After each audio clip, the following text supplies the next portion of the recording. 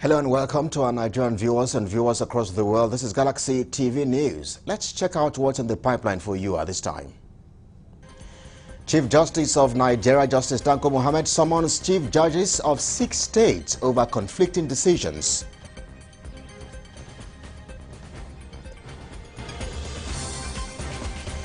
Tonight, Academic Staff Union of Universities ASU set to embark on another round of industrial actions and threatens federal government with Tuesday deadline.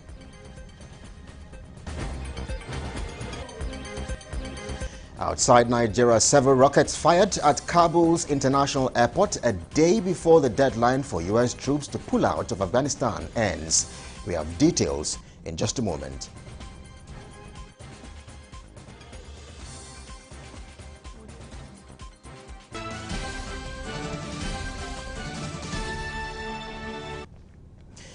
And now, wherever you're watching from around the world, we are live from our headquarters here in Lagos, Nigeria. I am Kelly Egiga. On our first story tonight, the Chief Justice of Nigeria, Justice Tanko Muhammad, has summoned the chief judges of 6 states over the conflicting decisions given by courts of coordinate jurisdiction. The chief judges summoned are those of Rivers, Kebbi, Cross River, Anambra, Jigawa, and Imo State.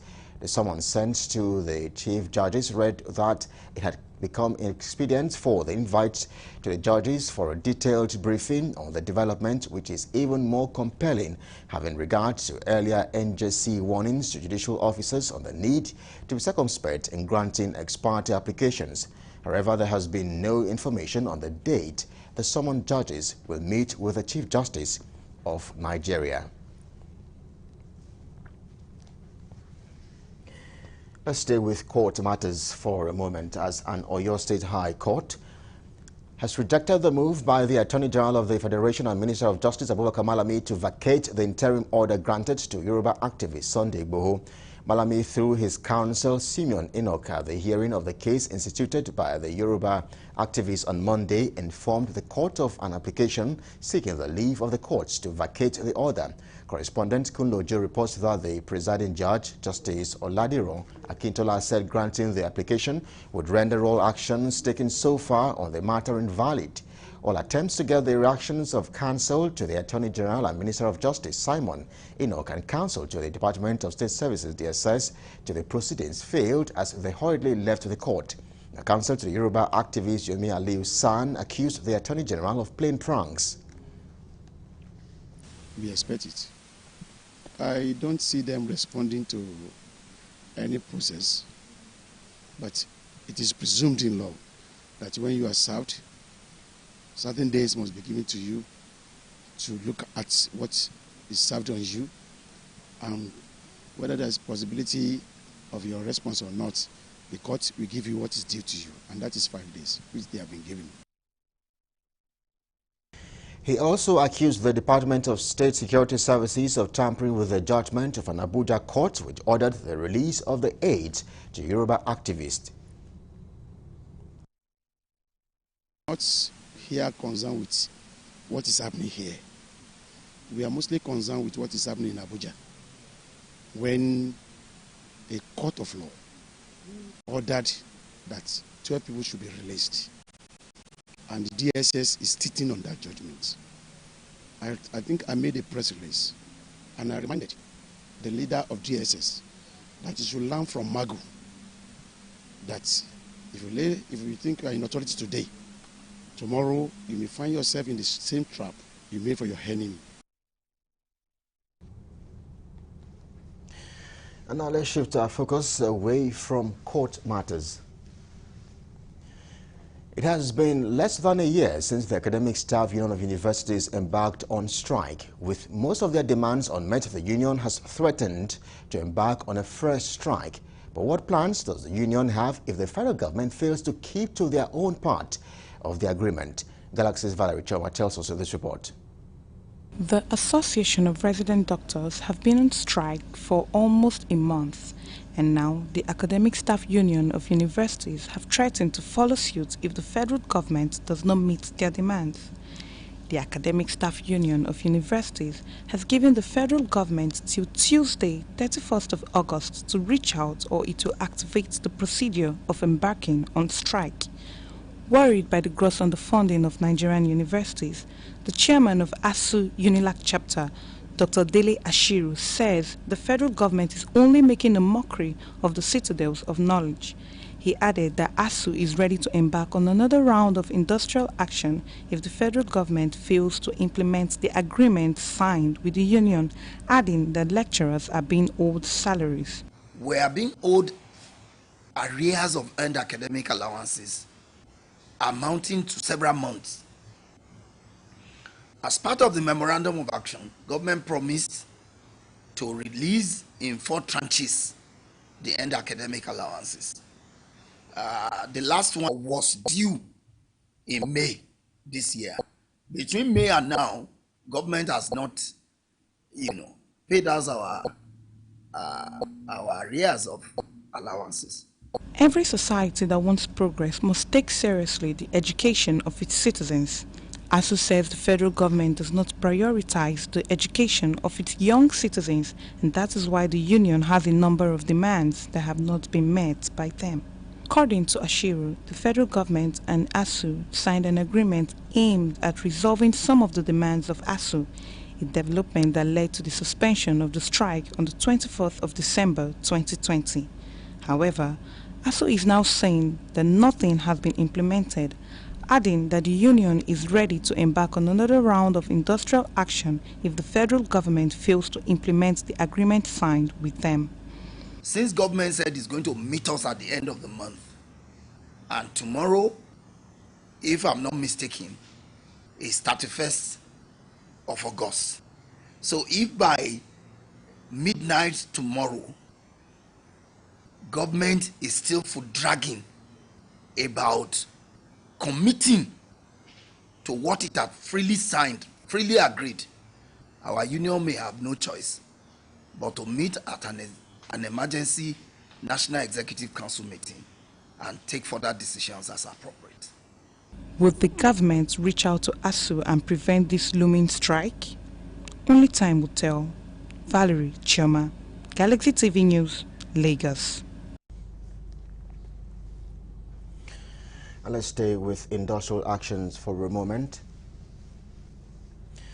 As the doctor strike enters day 29, the Association of Resident Doctors, Lagos State University Teaching Hospital says there are no plans to end the strike until the government meets their demands. I recall that the federal government had instructed all major federal tertiary health institutions where resident doctors are currently on strike to implement the no work, no pay rule beginning from August 2 when the nationwide industrial action commenced. But the striking doctors have insisted that the government's hard stance would not force them to suspend its almost 1-month-old strike.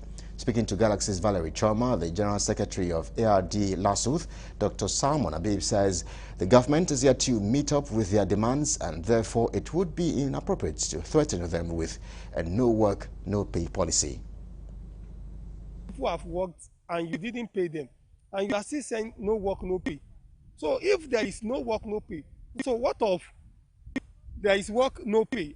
So I think we need to understand the situation where we are so that we can know what we are going to do. So as far as we are doctors, as far as we are together, as far as what we are fighting for is not our selfish interest, just just to improve the healthcare service delivery in Nigeria. That's the reason why we are fighting. So the issue of no work, no pay should not even come. So the association stand is that is not going to stand. That is not going to stand.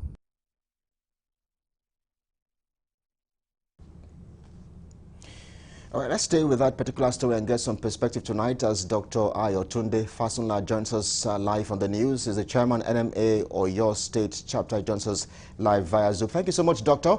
Well, I wonder what informed the 21-day deadline issued by the umbrella body of all doctors in Nigeria to the federal government, and one would also wonder if the deadline expires without concrete steps from government, could it compound the worsened situation in the health sector?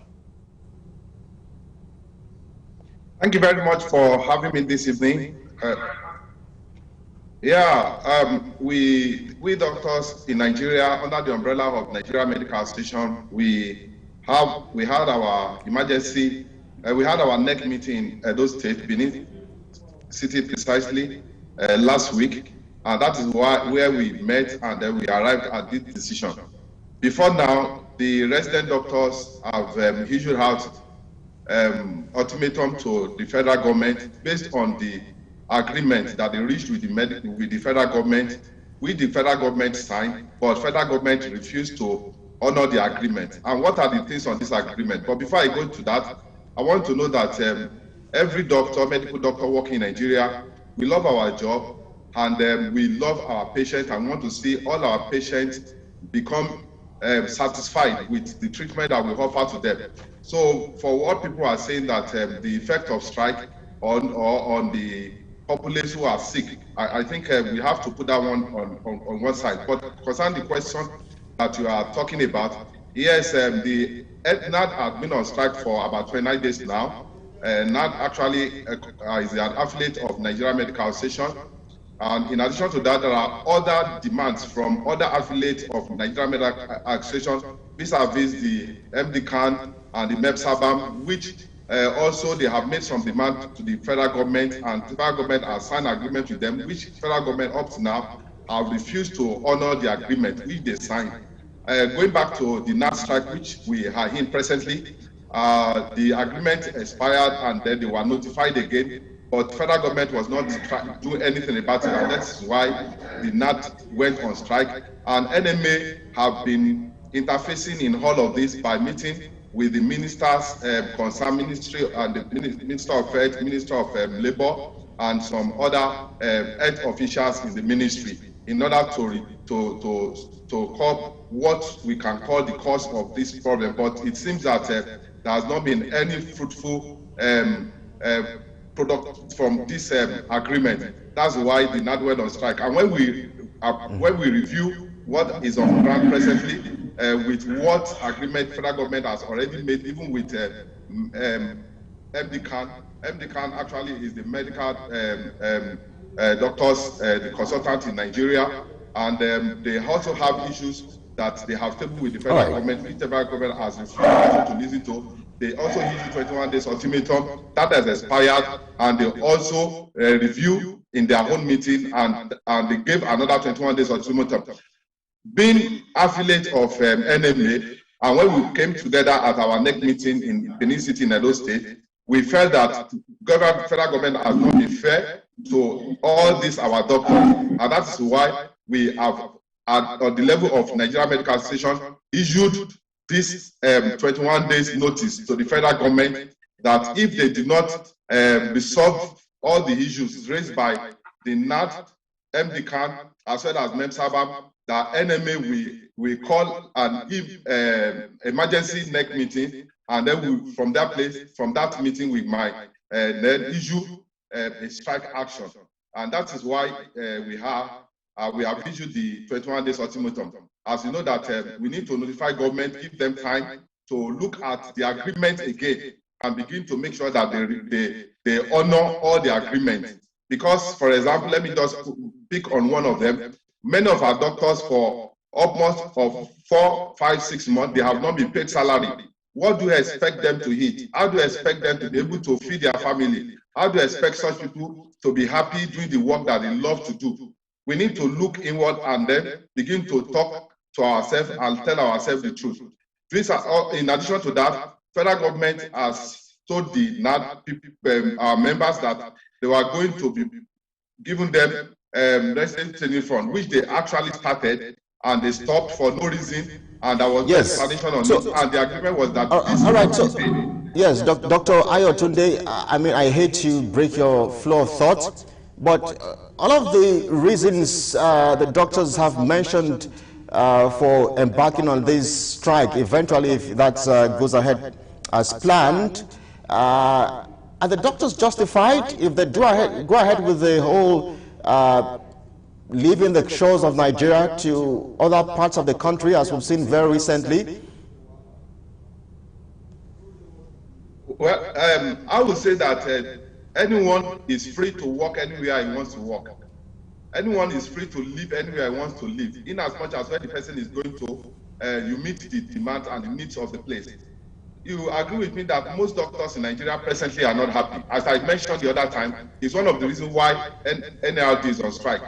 Many doctors are not being paid salary. They are being owed upward of 2, 3, 4 months salary not being paid. There are some that have not been paid salary since the beginning of this year. So how do you expect such people to survive? And when these people now have opportunity to get a job in another place where not only that they will be paid regularly, they will be better paid, and even they will respect them better, they will treat them better.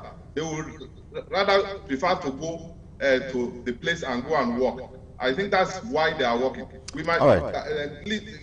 You also remember what the Minister of Labour said of late when he said that allow them to go. We have many doctors in Nigeria. Even if it's not enough, we can import doctors from other states. I don't understand why he has to be saying such a thing.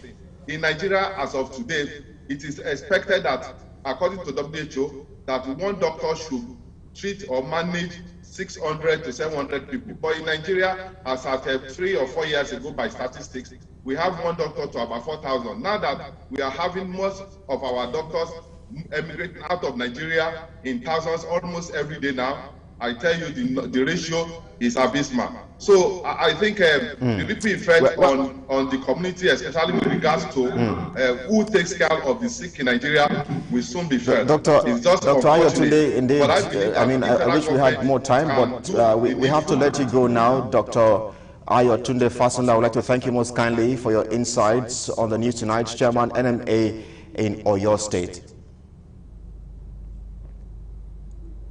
Thank you very much for having me. Welcome. So there you go. You're watching the news on Galaxy TV. We're due for a break, but in the second part of our news package, we'll shift our focus away from health matters, as the Minister of Finance, Zainab Ahmed, says reopening of borders responsible for the growth of Nigerian gross domestic product. We will tell you more of that story on the other side. Please stay with us.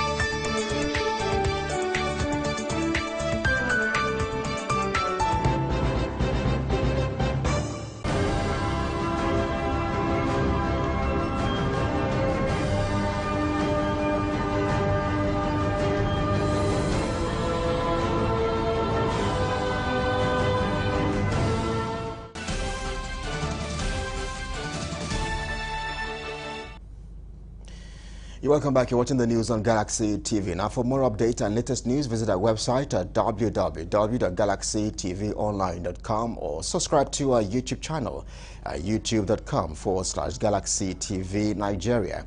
You can follow or interact with us on our Facebook page at facebook.com/Galaxy TV. Don't forget to follow and tag us on our Instagram page at Official Galaxy TV. If you have breaking news around you, you can avail our eyewitness feature via WhatsApp. Simply share a story by sending short clips or videos of the news on 0818 666 669. Our social media platforms are user-friendly and can always accommodate your live update and comment. Now, Nigeria has recorded its fastest gross domestic product growth rate in 6 years by 5% in the second quarter of 2021. The last time Nigeria recorded real GDP growth was in the fourth quarter of 2014, when the economy grew by 5.94%. Minister of Finance, Budget and National Planning, Zainab Ahmed, made the disclosure at a joint media briefing held in Abuja Monday. Ahmed said the reopening of the borders and the economy, which resulted in the improvement in the entire economy, were the major reasons for increase in the GDP growth. This is the strongest growth of GDP that the economy has recorded since the fourth quarter of 2014. The 2021 second quarter growth reflects much better economic performance compared to the same quarter last year. And this, the second quarter last year, if you recall, we had a negative growth of minus 6.10%. Has been affected by COVID-19, not just in the area of medicine or healthcare. And every government in the world has devised systems and strategies.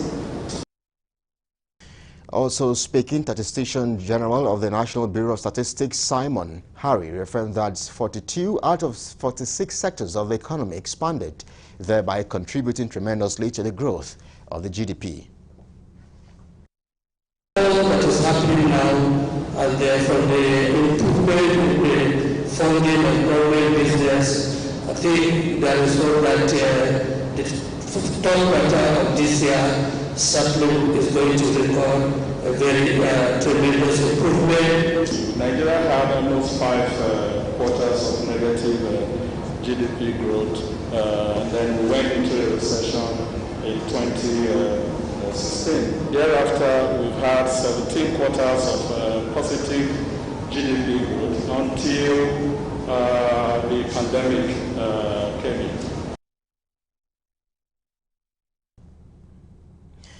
And now to security stories. Operatives of the Ogun State Police Command say 2 members of a suspected kidnap syndicate met their Waterloo on Sunday, 29th August, when they engaged them in a gun battle in a Tory area of Irekoro local government. The 2 suspects met their Waterloo when policemen at the divisional headquarters received an information that some armed hoodlums with face masks were sighted hibernating in a bush at the back of ICT Polytechnic.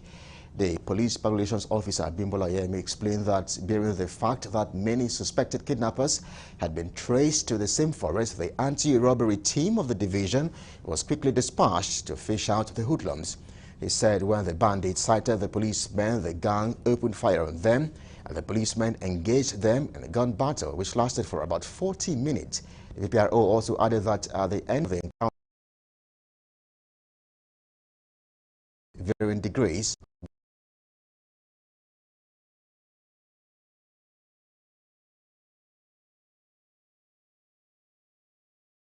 Please stay with us.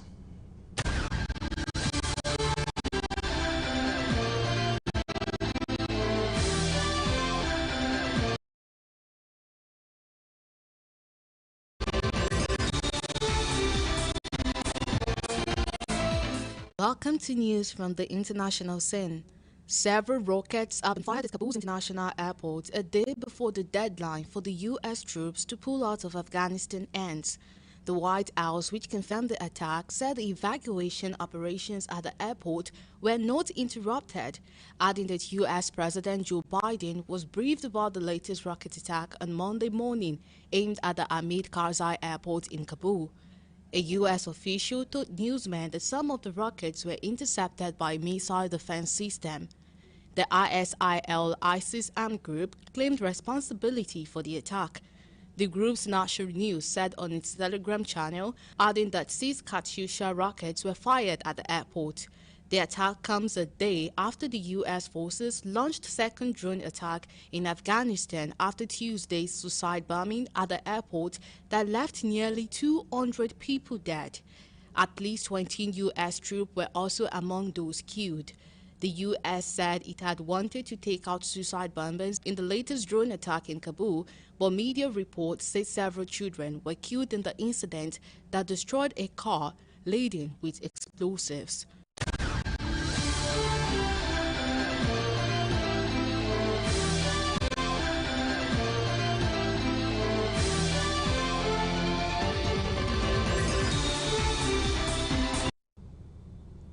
The international news does it for us, but for more updates and latest news, visit our website at www.galaxytvonline.com or subscribe to our YouTube channel at youtube.com/GalaxyTV Nigeria. You can follow or interact with us on our Facebook page at facebook.com/GalaxyTV. Don't forget to follow and tag us on our Instagram page at Official Galaxy TV. If you have breaking news around you, you can avail our eyewitness feature via WhatsApp. Simply share a story by sending short clips or videos of the news on 0818 666 669. Our social media platforms are user-friendly and can always accommodate your live update and comment.